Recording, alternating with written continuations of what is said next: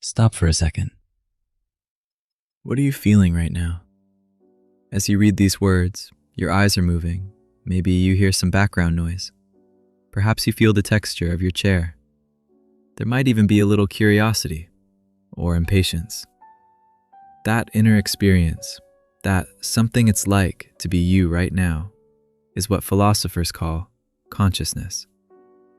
Now here's the problem. A neuroscientist can map every single neuron in your brain. They can show you which regions light up when you feel pain or see red. They can name every chemical involved.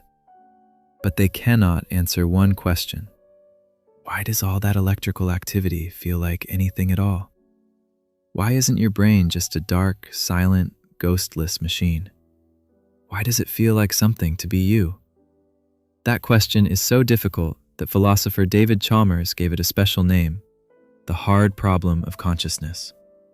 And in this video, we're going to find out why science keeps hitting a wall here, and why you, right now, are the greatest mystery in the universe. Now, before we go further, I need to clarify something important. Chalmers doesn't say that all problems of consciousness are hard. In fact, he calls many of them easy problems. And I'm putting easy in quotes because they're still incredibly difficult for science, but they're solvable in principle. Easy problems include things like, how does the brain process visual information? How do we focus our attention? How do we store and recall memories? How do we fall asleep and wake up? These are called easy because they fit perfectly into standard science. They're about explaining behaviors and functions. We can study them with brain scans, electrodes, and computer models. And we're making real progress. For example, we now know roughly which brain regions are active when you recognize a face. We understand the neural pathways for pain. We can even predict some decisions seconds before you're aware of them. But here's the catch.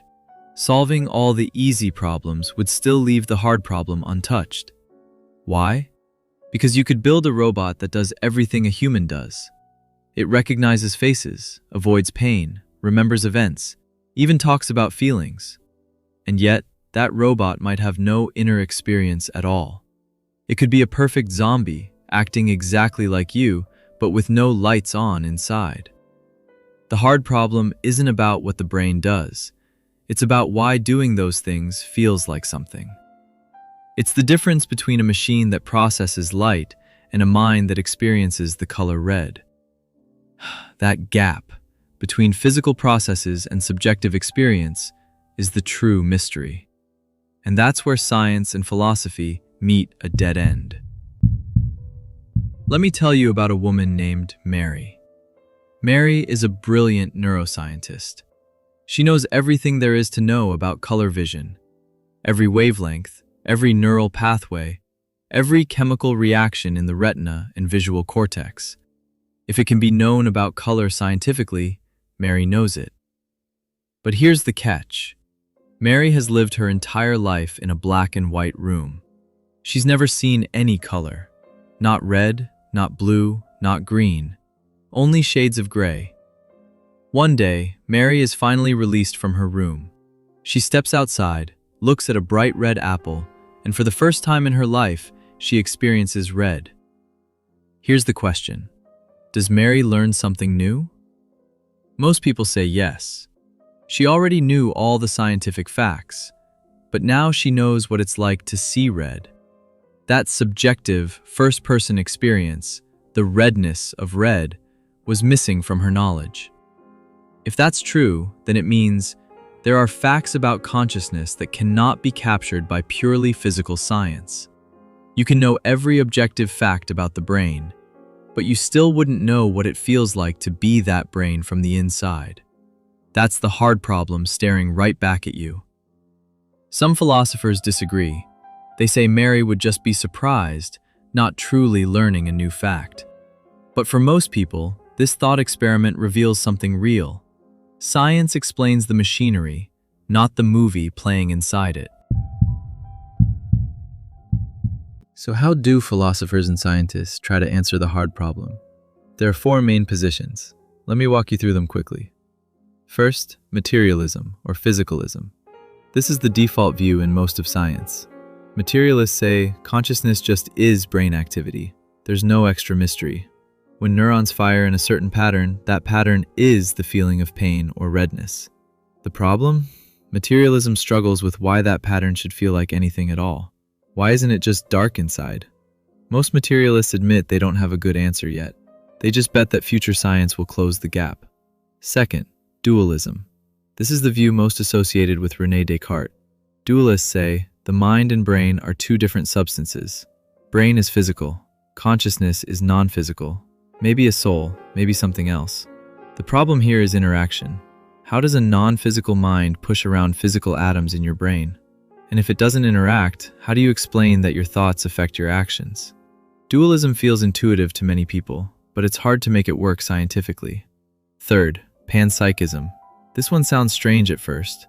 Panpsychists say consciousness isn't just in brains. It's a fundamental feature of reality, like mass or charge.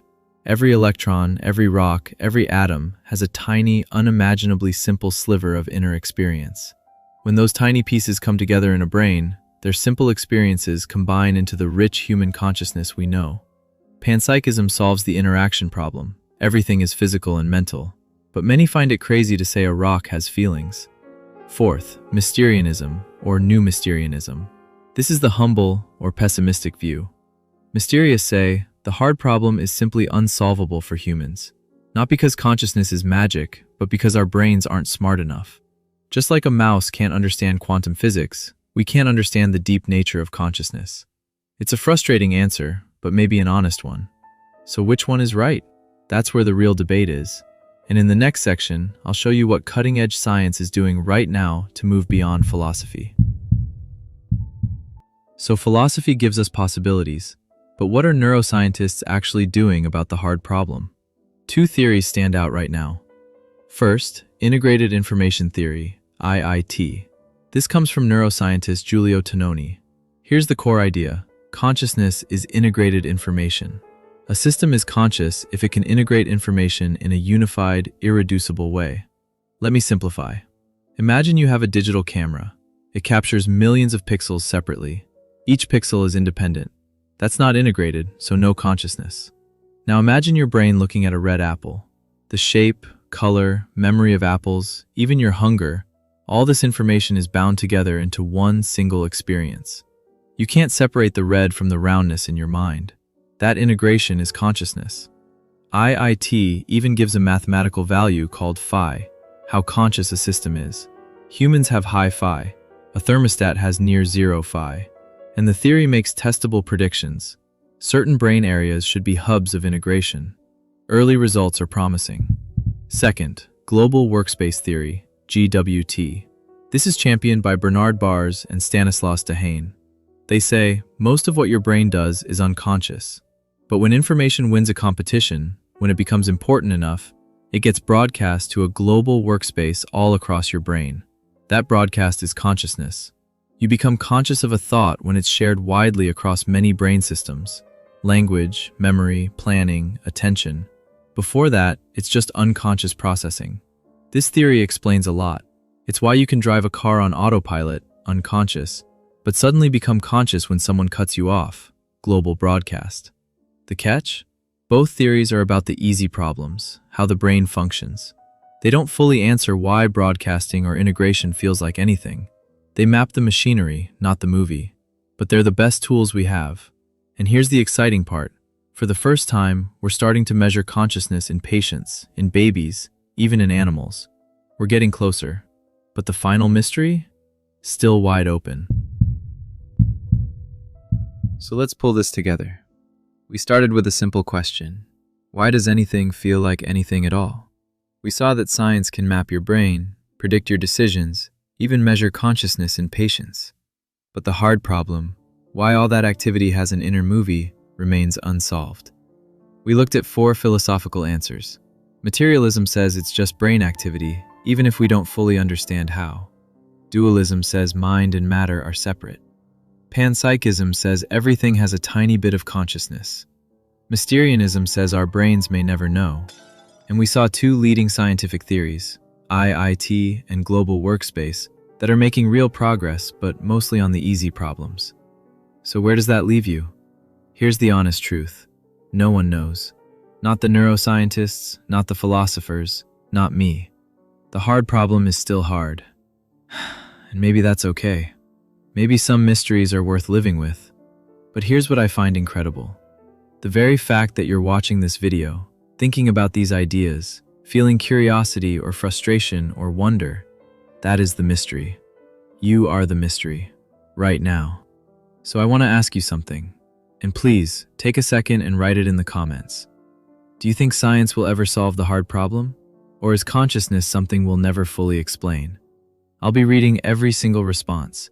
And in the next video, we're going to take one step further and ask, could an AI ever be conscious? Subscribe if you don't want to miss that. And as always, stay curious.